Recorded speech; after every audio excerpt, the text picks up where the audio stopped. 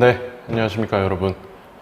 오늘 지난 시간에 이어서 단순 회귀 분석하고 다중 회귀 분석, 제가 이제 이 부분에서 가장 중요하다고 말씀드렸던 이제 회귀 분석으로 들어갈 건데, 왜 이 부분을 여러분들이 더 중점적으로 봐야 되냐? 최근 기출문제 출제 경향에서도 보듯이 우리가 더 이상 이제 개념보다는 통계 관련된 문제를 단순히 해석하는 게 아니고 이제 풀이를 먼저 들어간 다음에 이것에 대한 해석을 하는 문제들이 출제가 되고 있죠. 근데 그 부분에 어떻게 보면 꽃이라고 볼 수 있는 게 회귀 분석입니다.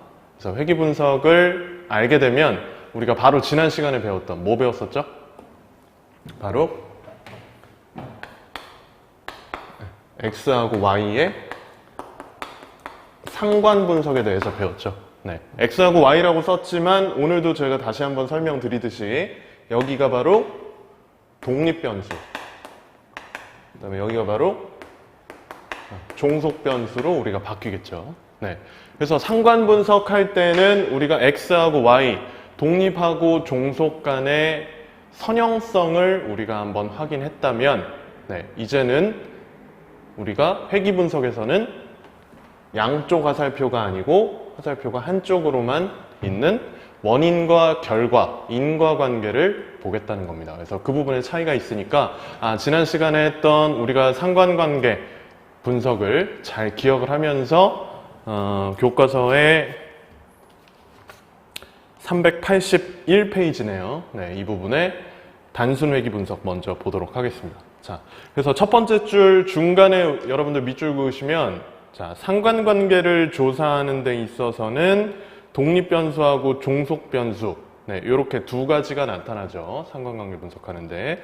그런데 쭉 내려가서 우리가 봐야 되는 게 독립변수를 제일 마지막 줄에서 바로 위에 독립변수를 예측변수라고 하고 종속변수를 기준변수라고 한다는 겁니다. 자, 왜 예측이라고 하느냐? 자, 여기가 바로 우리가 투입되는 거라고 할 수 있고, 여기는 결과라고 볼 수 있는 거죠.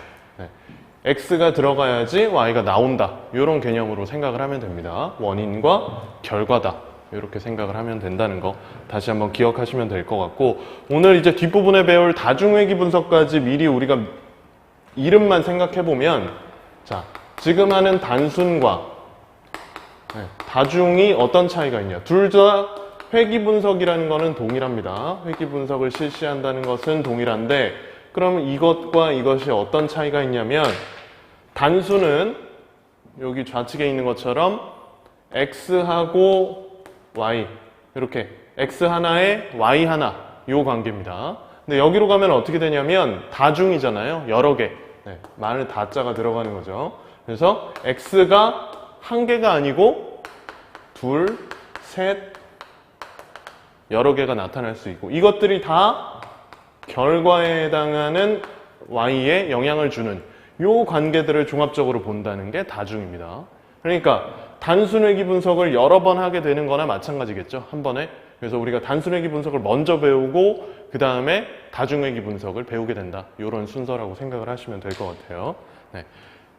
자, 그래서 우리가 거기서 사용하는 통계적인 기법을 보게 됩니다. 통계적인 기법은 왜 보냐면, 우리가 결국 보려고 하는 요 X하고 Y의 독립하고 종속 간의 관계에서 우리가 검증하려고 하는 것은, 자, 이렇게 그래프를 그리면 우리가 지난 시간에 배웠던 상관관계가 생각나죠. 자, 상관관계 다시 한번 리뷰를 해보면 이렇게 제가 그림으로만 일단 다시 한번 표현을 해보겠습니다. 여러분들 기억나시는지 확인하는 차원에서.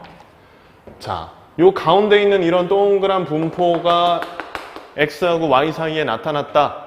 그러면 뭐죠? 어떤 선형관계가 나타나지 않았다는 겁니다. X하고 Y 사이에.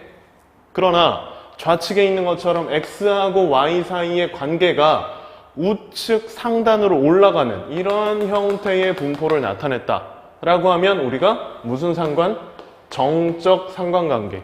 X가 커질 때 Y도 커진다는 거죠. 네, 근데 여기 가장 우측에 있는 것처럼 X가 커질 때 Y가 작아진다. 그러면 뭐다? 이거는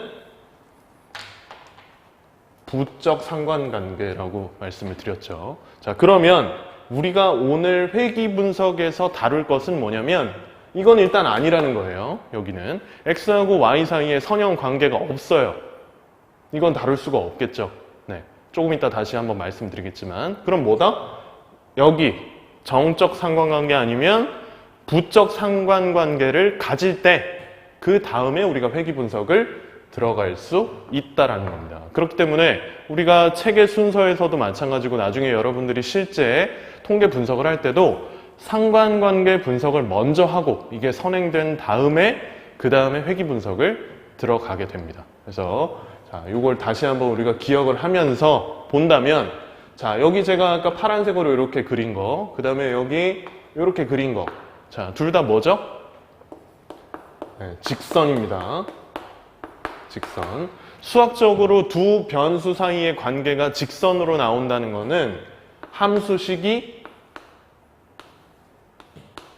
이렇게 1차 형태로 나타난다는 걸 얘기합니다. 1차로 x하고 y 사이의 관계가. 그러면 여기서 자, x 독립변수, y 종속변수 우리가 알고 있는 거죠. 이미 앞에서 쓴 거예요. 근데 새롭게 쓴 게 뭐죠? 제가 지금 새롭게 쓴 거 여기 있는 알파와 베타. 우리가 결국 단순 회귀 분석에서는 알파와 베타를 찾는 것이 목적입니다. 어떻게? 통계적인 추정을 통해서. 자, 이거 거의 우리가 이 과정 초반부에 얘기했던 거죠. 추정. 네. 정확하게 어떤 거다 라고 딱 찝지는 못해요. 통계는 100%라는 건 없다라고 말씀드렸죠.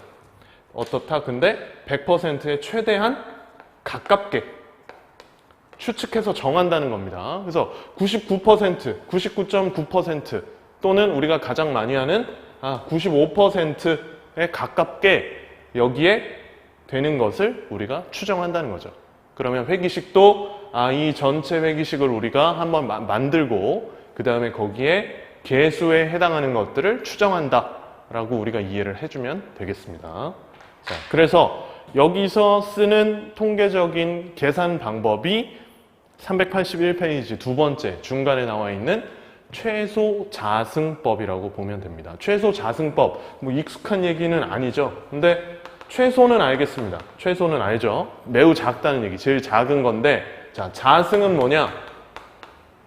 자승, 그리고 마지막엔 방법이니까. 그럼 자승만 뭔지 알면 되는데, 자승은 뭐냐면 2의 제곱, 3의 4제곱 이런 것처럼 요 나오는 지수 부분을 얘기를 하는 거예요. 근데 자승은 두 번 곱하는 걸 얘기를 합니다. 그래서 요 제곱, 그러니까 이것을 또 다른 말로는 최소 제곱법이라고도 말을 합니다. 그래서 제곱을 해서 나타나는 어떤 값을 가장 작게 줄여서 추정하는 방법이다 라고 우리가 이해를 하면 되겠어요. 네, 그래서 우리가 결국 추정하는 것은 여기도 최소자승법의 두 번째 문단 첫 번째 줄 끝부분에 나오는 회귀 개수를 어떻게 한다? 두 줄 아래로 내려가면 추정한다 라고 나와 있습니다. 추정하는 방법이다 라고 이해를 하면 되겠고요. 그 다음에 그 381페이지 우측 하단에 있는 네모 박스 볼까요? 거기 최소자승법을 한 줄로 정리한 내용이 나옵니다. 뭐라고 나오냐면 추정 오차에 제곱의 합이 최소가 되도록. 여기 나왔죠? 제곱. 네. 추정 오차. 자, 오차라는 얘기도 우리가 여기서 통계적인 추정 얘기할 때 나왔던 개념이죠. 우리가 추정을 하게 되면 100% 완벽한 어떤 답을 딱 찾는 게 아니기 때문에 틀릴 수 있는 가능성이 나오죠. 그게 바로 뭐다? 네, 오차라고 말했습니다.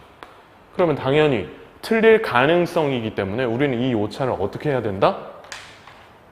줄여야 되겠죠? 오차를 늘리면 논리적으로 말이 안 되잖아요. 근데 이걸 줄이는데 어떻게 줄인다? 제곱해서 가장 작게 만든다. 자, 요 얘기는 제가 다음 페이지에서 바로 이어서 말씀을 드릴 거예요.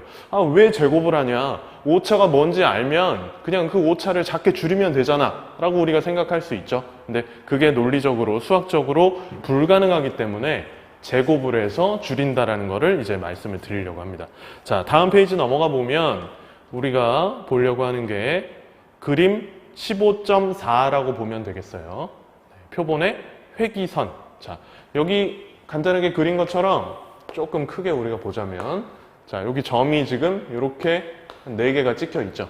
요 4개의 점을 포괄하는 회기식을 우리가 하나 추정한다. 자, 이렇게 했다라고 치죠. 그러면 여기에는 점들이, 여긴 다행히 올라갔지만 요 3개의 점은 노란 직선 위에 올라가지 않았어요. 올라가려면 여기, 올라가려면 여기, 올라가려면 여기. 이렇게 되겠죠. 그러면 뭐다? 여기에 이렇게 갭이 생긴, 차이가 생긴 부분들이 다 오차가 되겠죠. 네. 그래서 그것들을 우리가 최소로 줄여주는 것을 찾는다라고 도표로 봤을 때는 여러분들이 이해를 하시면 되겠습니다. X하고 Y 사이의 단순 회귀 분석에서. 그래서 그 부분에 또 우리가 강조해야 될 것을 쭉 보면 그 382페이지 가장 하단으로 쭉 내려가면 마지막 줄에 밑줄 그으면 추정 오차의 뭐의 제곱의 합, 그거를 영어로 우리가 앞에 분산 분석할 때도 한번 배웠었죠. 여러분들 기억나실지 안 나실지 모르겠지만 다시 한번 그래서 복습을 하겠습니다. 뭐다? SSE. 네. Sum, 여기 나오죠? Sum of square due to error. 네, 우리가 원하는 단어가 다 나왔습니다. 합, sum 나왔고, square, 제곱 나왔고, 가장 마지막에 error, 오차가 나왔죠. 오차의 제곱의 합. 그래서 그걸 줄여서 SSE라고 부른다. 이거를 어떻게 한다? 가장 작게 만드는, 최소로 만드는 우리가 개수를 추정한다라는 거죠. 그래서 우측에 보면 오른쪽 페이지 383페이지에 첫 번째 문단 한 4번째 줄, 우리가 또 한번 밑줄 그으면 되겠죠. 회기식은 어떻다? 원래의 자료에 가장 가까운 회기식이다. 어떤 게? 최소 제곱법, 최소 자승법으로 추정한 것이. 최소 제곱법을 적용했는데 이런 노란색 선이 1개가 나오는 게 아니고 2개, 3개 나온다? 이것도 안 되잖아요. 그죠?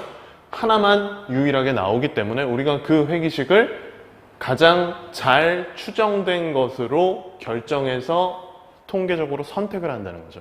그래서 우리가 분산 분석할 때 제가 간략하게 소개해 드렸는데 그때 검증하는 방법이 우리가 총 크게 봤을 때는 2단계로 볼 수가 있습니다. 아까 물론 회귀 분석을 실시하기 전에 뭘 먼저 한다 그랬어요? 우리가 상관관계 분석을 한다 그랬죠. 물론 이건 당연히 통과됐다라는 가정하에 우리가 요런 y는 알파 x 플러스 베타라는 회귀식을 추정했다라고 하면 거기서 우리가 통계적인 유의성을 보는 것은 f 값입니다. 뭐였죠?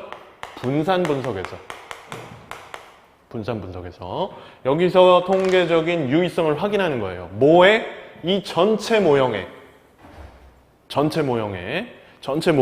통계적으로 잘 추정이 됐는지 확인하는 겁니다. 그럼 거기서 일단 OK가 됐다. 그럼 뭐다? 2번으로 내려가는 거예요. 2번으로 내려가서는 뭘 하냐면 우리가 결국 마지막에 하고 싶은 거 이거 알파, 베타 요 2개의 개수의 통계적인 추정을 합니다. 여기서는 뭘 본다? 우리가 T값을 봅니다. T값의 유의성을 확인하는 거예요. 여기서도 역시 통계적인 유의성을 확인해서 OK가 됐다면 그러면 회귀 분석이 완성이라는 거죠. 그럼 우리가 여기서 얘기하고 있는 Y는 알파 X 플러스 베타라는 단순 회귀 분석이 통계적인 검증을 마쳤다라고 생각을 하는 겁니다. 네. 그런 절차로 진행되는 거를 여러분들이 보시면 되겠고요. 383페이지에 중간에 보면 회귀식의 발견과 검증이라고 나오죠. 우리가 조금 전에 얘기했던 거 다시 동일하게 표현이 됩니다. 물론 책에는 지금 X의 개수 부분이 베타 1, 그 다음에 여기서 제가 베타라고 쓴 여기 상수 부분이 베타 제로라고 나오지만 뭐 그거는 이제 개수의 표현 방법의 차이니까 참고를 하시면 되겠고요. 그래서 쭉 내려가서 다음 페이지로 넘어가 보면 바로 나오는 것이 뭐냐면 384페이지에 독립변수 개수의 뭐에 유의성 검증이 나오는 거죠. 유의성 검증. 그래서 개수의 유의성을 검증하겠다는 거예요. 자, 요때 저희가 잘 봐야 되는 게 통계적인 검증하니까 뭐를 세워야 되죠? 이것도 거의 초반부에 배웠었는데 통계적인 추정을 해서 검증을 하려면 뭐가 있어야 된다? 가설이 먼저 있어야 되죠.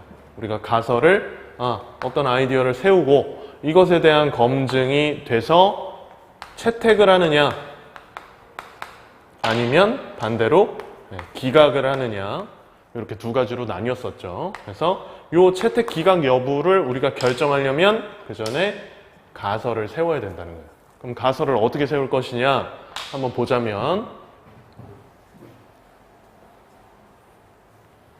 지금 우리가 이 부분에서 추정하려고 하는 것이 뭔지를 정확히 알면 됩니다. 여기서는 우리가 요걸 추정하는 거예요. 계수 알파를. 그러면 어떻게 추정하냐면 여기 책에 나와 있는 것처럼 가설을 세우게 되죠. 자, 두 개 다시 한번 복습하는 차원에서 H0, H1 이렇게 썼죠. 네, 가설, 하이퍼시스, 여기는 영가설, 귀무가설. 네, 그래서 여기서는 베타 1이라고 표현했으니까 우리가 여기 칠판에 쓴 것처럼 알파로 바꾸면 알파가 여기서는 뭐다? 0이다 라고 하는 가설이고요. 그 다음에 이거 반대가 되는 대립가설은 뭐죠? 이거와 완전 정반대되는 얘기를 하면 됩니다. 뭐다? 알파가 0이 아니다 라고 하면 되겠죠. 이렇게 해서 이 가설을 우리가 검증을 하겠다는 겁니다. 앞에서 배웠던 대로 우리가 궁금한 건 사실 이거예요. 0이 아니어야죠. 0이면 뭐 어떻게 돼요? 0이면 관계가 없는 거죠. 여기가 0이 돼버리면 x에 뭐를 넣던 y 값이 항상 이 베타로 같은 값이 나오게 됩니다. 이런 관계를 띌 수가 없는 거예요. 결국 이렇게 돼야 된다는 거죠. 네. 이렇게 돼야 된다는 거죠. 0이 아닌 관계가. 그렇기 때문에 우리가 여기 있는 영가설의 검증을 통해서 이 영가설이 기각이 된다면 그러면 반대로 우리가 원하는 대립가설을 우리가 채택을 할 수 있다. 이렇게 검증을 들어간다는 겁니다. 그래서 뭐 여기에 숨어져 있는 얘기를 우리가 더 표현한다면 0이 아니기 때문에 수직선상에 자 0이다. 근데 0이 아니라 그랬잖아요. 0을 뺀 나머지 뭐다? 0보다 작거나 0보다 크다라는 것을 책에는 또 수식으로 이렇게 표현을 해주고 있는 겁니다. 그래서 그거 참고하시면 되겠고, 그래서 여기서 아까 잠깐 여러분들이 제가 뭐 길게 설명은 안 드렸지만 분산 분석에서는 F 보는 거 다시 기억났는데 왜 계수 검증을 할 때 T를 보나? 라고 갸우뚱하셨을 거예요. 여러분들이 기억을 잘하고 계시다면 우리가 상관 분석하기 전에 조금 더 거슬러 올라가면 무슨 분석 방법을 배웠냐면 차이 검증을 배웠습니다. 물론 카이제곱 검증도 배우지만 우리가 거기서 봤던 사전 사후 검증 이런 거 할 때 뭘 봤냐면 T 분포를 봤죠. T 분포. 네, T 분포. 둘 사이의 차이를 볼 때 그럼 어떤 둘이냐? 우리가 추정하려고 하는 이 계수와 0과 이 둘 간의 차이가 있는지 없는지 보겠다는 거죠. 네, 요거를 우리가 알고 계시면 될 것 같습니다. 그래서 그 아래 요 384페이지 중간에 있는 네모 박스 안에 들어가 있는 것처럼 T 통계량을 가지고 우리가 검증을 한다는 거죠. 그래서 일반적으로 쭉 내려갔을 때 그 박스 바로 아랫줄에 끝에 있는 것처럼 알파가 뭐다? 0.05라고 나와 있죠. 네, 그래서 95% 기준으로 확인을 하겠다라는 겁니다. 그래서 쭉 했을 때 뭐 나머지 중간 지금 계산된 거는 나중에 저희가 문제를 풀면서 한번 보도록 하고 해석 위주로 이번에는 지금 한번 보겠습니다. 그래서 그 페이지 가장 끝단에 보면 t 값이 지금 5.12가 나왔네요. t 값이 5.12. 근데 위에서 얘기하는 유의 수준 0.05의 기준은 한 2.3 정도 된다는 겁니다. 그럼 우리가 여기서 다시 한번 그래프 그려야 되겠죠? 자, t 검증을 다시 한번 머릿속에 생각을 하면서 자, t 분포도 이렇게 종 모양의 형태를 띈다라고 했을 때 자, 기준이 되는 대략 여기가 2.3이다 라고 한다면 우리가 찾은 지금 t 값은 얼마다? 뭐 한 이쯤 있어요. 5.12가 나왔어요. 더 크죠? 이 영역에 들어간 겁니다. 여기 중간에 0이라고 했을 때 네, 그러면 뭐다? 지금 우리는 여기는 기각역에 들어간다라고 할 수 있겠죠. 즉 뭐다? 여기 있는 우리가 영가설을 기각하고 여기를 채택을 하게 되는 이런 검증을 들어간다라는 것. 그래서 그 얘기는 어디 나왔냐?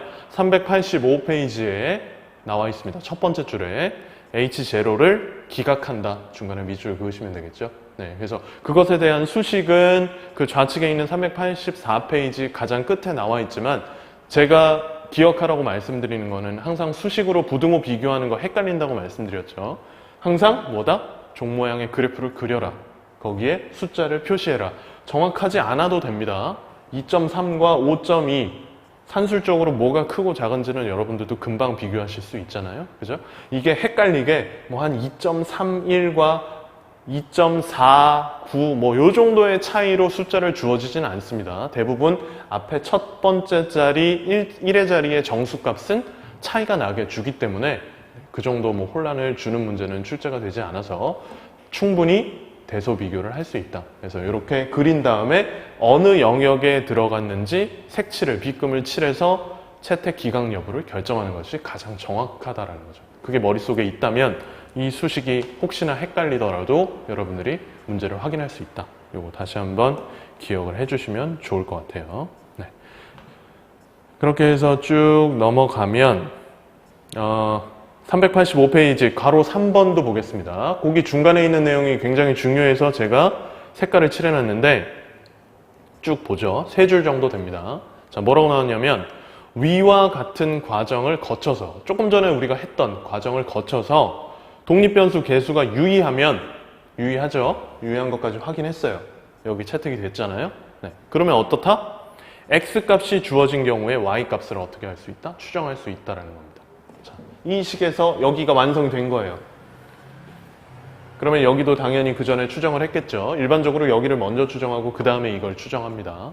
그럼 지금 하는 얘기는 뭐냐면 이거 두 개가 OK가 떨어졌다. 통계적인 추정이 완료됐다고 하면 X값에 내가 원하는 어떤 값을 대입하면 즉 뭔가 X를 투입하면 결과인 Y를 우리가 얻을 수 있다라는 겁니다. 이게 목적이 되는 거예요. 네, 그 얘기를 하고 있어요.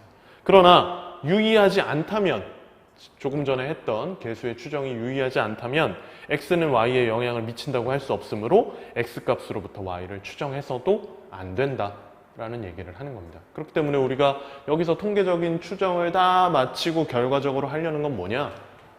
투입해서 결과를 얻는 이 과정을 확인을 하고 싶은 거예요. 통계적인 검증을 거쳐서. 네. 그리고 여기서 조금 더 주의해야 될 것. 자, 그래프를 그릴 때 지금 여기는 개념이기 때문에 그냥 이렇게 쭉 x를 제가 범위에 제한 없이 그렸지만 우리 문제에 출제되는 내용들은 x의 범위가 항상 특정 부분으로 한정이 됩니다. 좁거나 넓거나 어떤 범위로. 그래서 우리가 투입을 할 때 어딘지도 정해져 있지 않은 범위를 다 넣을 수는 없잖아요. 그렇기 때문에 여기서 제시가 된 부분의 범위에 대해서만 y도 추정을 같이 맞춰서 할 수 있다는 겁니다. 지금 여기서는 개념상 그냥 제가 쭉 뻗는 직선을 그렸지만 실제로는 이 가운데에 해당하는 이런 부분 또 이렇게 좁아졌다면 만약에 이 영역이 이렇게 좁아졌다면 이렇게 포함되는 이 부분만 적용이 가능하다는 거죠. 네, 그래서 x값을 항상 문제에서 주어진 범위에 있는 것만 대입해야지 의미가 있다. 그 외의 범위는 대입을 해서 값은 얻을 수 있겠지만 그게 문제에서 원하는 답은 아니다라는 겁니다. 네, 그래서 그것도 주의하셔야 돼요. 그래서 그 385페이지 수식 있는 다음 줄에 끝부분에 원래 사용한 x의 범위 내에서만 가능하다. 어떨 때? 추정할 때 사용한 x의 범위 내에서만 대입이 가능하다라는 겁니다. 자, 그 다음에 괄호 4번으로 가면 뭐가 또 하나 나오냐면 이것도 중요한 개념이에요. 여기다가 쓰죠. 설명력이라는 게 나옵니다. 설명력. 말 그대로예요. 설명하는 뭐? 힘. 설명력. 당연히 어떠면 좋을까요? 높으면 높을수록 좋겠죠. 자, 이 설명력은 어느 부분에서 담당하냐면 이 전체 회기식을 기준으로 우리가 얘기를 합니다.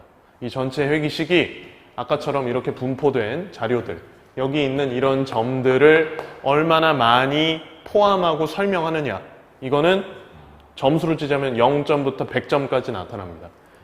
근데 점수로 하는 게 아니고 우리가 여기서는 퍼센티지로 나타나기 때문에 실제 설명력은 0부터 1까지 1이면 100%라고 우리가 가정을 하는 거죠. 그렇게 해서 추정을 하는데 여기서 우리가 많이 본 알파벳이 나오죠. 네, 뭐라고 나오냐면 R이 나옵니다. R. 뭐 소문자 R이 여기서 나오기도 하지만 실제 우리가 회귀 분석 나중에 문제들 보시게 되면 대문자 R 제곱이 나옵니다. 자, 그러면 이 소문자 R 뭔가 익숙하죠?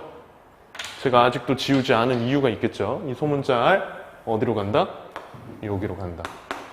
상관관계에서. 상관계수였죠. 상관계수를 어떻게 한다? 그러면 2번 곱한다. 그러면 설명력이 된다는 거예요. 그렇다는 얘기인 즉, 이 수업 제가 처음에 얘기했던 상관관계가 일단 OK가 돼야지 회귀분석 들어간다라고 말씀드렸잖아요.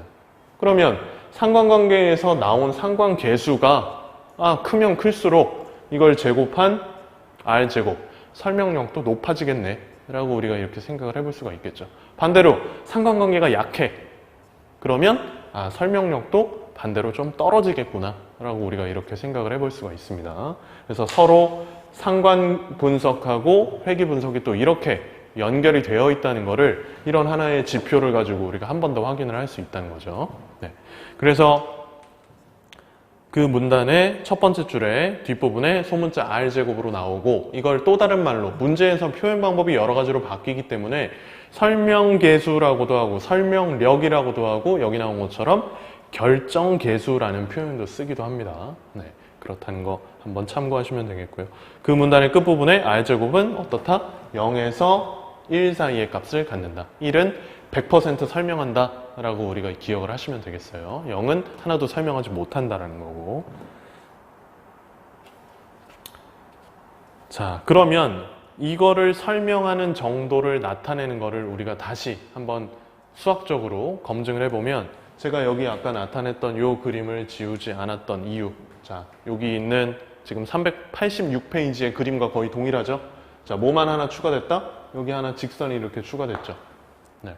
근데 여기서 우리가 보려고 하는 것은 뭐다? 자, 여기 있는 점을 하나 생각을 하겠습니다. 여기 그래프 위에. 자, 그러면 이 부분하고 이 부분 이렇게 갭이 생기죠? 또 이걸 전체 갭이라고 볼 수도 있고. 자, 그러면 책에도 나온 것처럼 뭐라고 하냐면 하단에 있는 거, 그 다음에 위에 나눠져 있는 거, 그 다음에 전체, 이름이 다르죠? 자, 전체는 당연히 전체 분산이라고 합니다. 하단에 있는 거는 뭐라고 하냐면 설명된 분산, 그 다음에 위에 있는 게 우리가 지금 중요해요. 설명되지 않은 분산. 요거를 바로 우리가 뭐라고 한다? 아까도 제가 말씀드렸던 것처럼 우리가 이거를 오차라고 하자라는 겁니다. 오차에 대한 얘기는 또 다시 한번 얘기를 하겠습니다. 지금 두 번째 강조하는 건데 이 부분을 오차라고 정한 이유, 나중에 이걸 뭐 한다? 아까 처음에 말씀드렸던 것처럼 최소제곱법을 통해서 줄이기로 했잖아요. 네, 이거 어떻게 줄일 수 있는지 조금 이따가 설명을 드리겠습니다. 지금은 우리가 설명력을 얘기하기 때문에 이 부분을 보는 거죠. 네, 그래서 전체에서 설명된 분산의 비율을 우리가 설명력을 계산하는 데 쓴다라고 보시면 되겠습니다. 그래서 그 얘기는 어디 나오냐면 386페이지 아래에 있는 네모 박스의 중간쯤에 나옵니다. R제곱이라고 되어 있고 분수식이 나오죠. 분모에는 뭐가 들어갔다? 전체 분산이 들어가요. 전체 분산에서 분자의 전체 분산에서 어떤 비율? 설명되는 분산의 비율. 당연히 전체 분산은 고정되어 있다라는 가정하에 설명되는 분산이 크면 클수록 뭐다? 거기 왼쪽에 있는 R제곱이 커지겠죠. 이런 관계다라고 생각을 하면 되겠습니다. 네, 그래서 그거에 대한 표현은 전체 분산은 SS라고 우리가 표현을 하고 설명되는 분산은 SSR, 그 다음에 설명되지 않은 분산, 아까 말씀드렸죠? SSE. 네, 우리가 에러라고 보면 되겠죠. 그래서 여기서 R은 또 우리가 지금 배우고 있는 회귀 분석에 해당하는 회귀, 리그레션이라고 보면은 되겠습니다. 그래서 이것들 한번 보시면 되고, 거기 참고라고 나와 있지만 우리가 다시 한번 기억하면 여기 그림으로 표현했던 것처럼 전체 분산은 설명되는 분산하고 설명되지 않은 분산, 오차 분산의 합으로 구성되죠. 네, 그래서 둘 중에 하나만 커져도 전체 분산은 커진다. 이것도 다시 한번 여러분들이 제가 분산 분석에서 설명드렸던 건데 한 번 더 기억을 하시면 좋을 것 같습니다. 그래서 쭉 나타나서 계산을 통해서 387페이지 중간쯤에 보면 뭐라고 나와 있냐면 매출액의 분산 중에 76.6%를 설명한다 라고 되어 있죠. 그렇다는 얘기는 뭐냐면 그 바로 위에 나온 것처럼 R제곱, 즉 설명력, 결정계수가 R제곱이 0.766 정도 된다라는 겁니다. 이걸 퍼센트화해서 최종적으로 설명한다는 거, 이거를 한번 보시면 되겠습니다. 그래서 단순회귀 분석은 이 정도 보면 될 것 같고요. 다중회귀 분석으로 우리가 살짝 먼저 넘어가 보면 뭘 볼 수가 있냐면, 자, 9페이지를 보겠습니다. 389페이지. 자, 첫 번째 뭐가 나왔냐면 독립변수와 종속변수 간에 무슨 가정? 선형성이 가정됐다는 거죠. 선형성. 선형성 이거 얘기하는 거죠. 선형성. 이건 아니고 이거거나 이거거나 선형성이 가정이 됐죠. 네, 선형성 가정됐고 두 번째 중요합니다. 두 번째 보니까 뭐라고 나왔냐면 오차의 정규성 가정이라고 나옵니다. 제가 아까 강조 2번 하면서 말씀드렸던 오차의 정규성. 여기서 밑줄 그을 것은 뭐다? 그 부분의 세 번째 줄 가장 끝에 자 뭐라고 나오냐면 오차들은 정규성을 따른다라고 하면 정규분포다 뭐다?